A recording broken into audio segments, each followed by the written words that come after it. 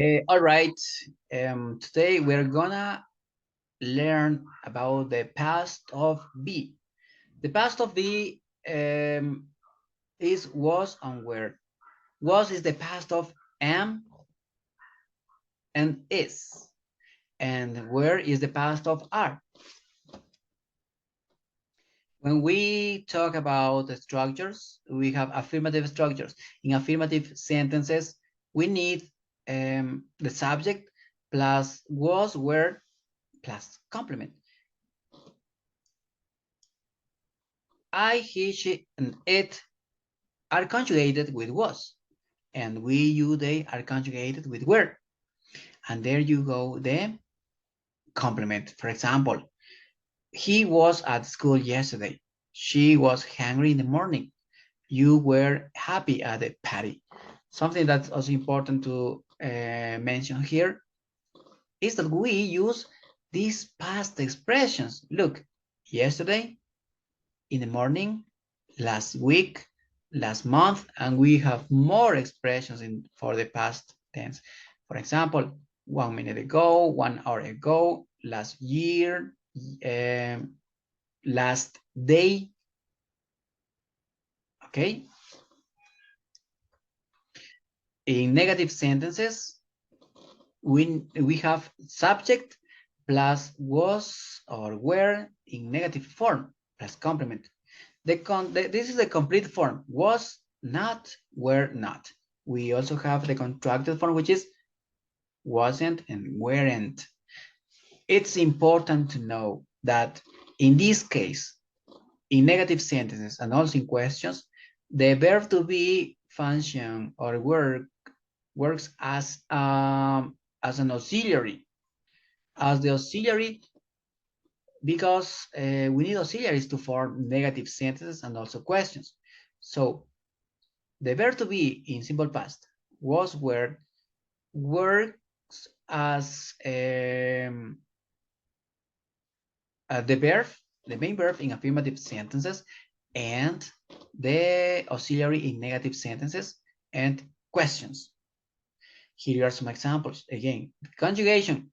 I, he, she, it was not, which is the complete form, or wasn't, the contracted form, plus complement. We, you, they were not, complete form, weren't, contraction.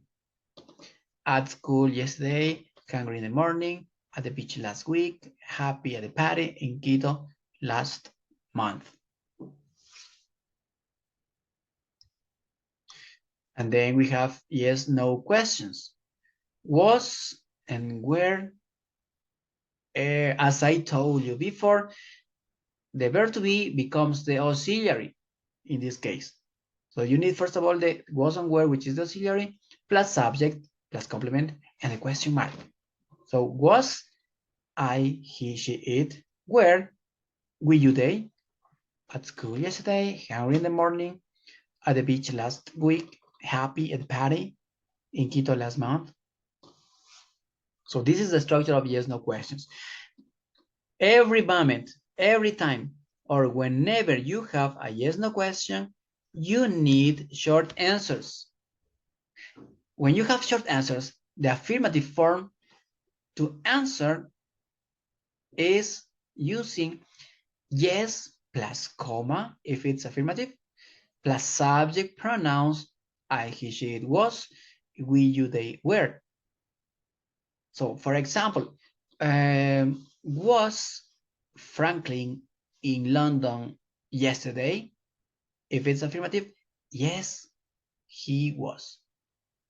In negative form, you have no, comma, plus subject pronoun, plus wasn't for I, he, she, it, and weren't for we, you, they. Were Franklin and Carlos in the United States last month? If it's negative, no, they weren't.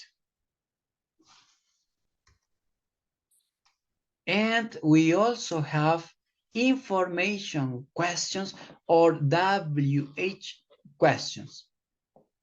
In this case, the first thing is the WH word, as you can see here, plus what? Plus was, where they are working as auxiliaries in this case. Again, they are working as auxiliaries, plus the subject. Again, guys, don't forget, I, he, she, it, was, we, you, they, were, plus the complement and the question mark.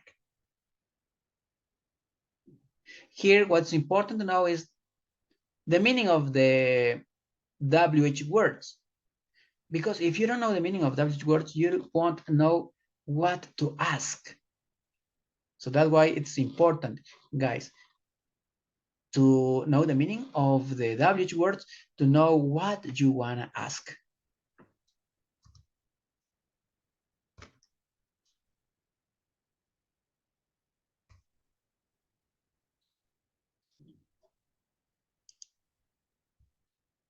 Yep. Where were you born? When was he born?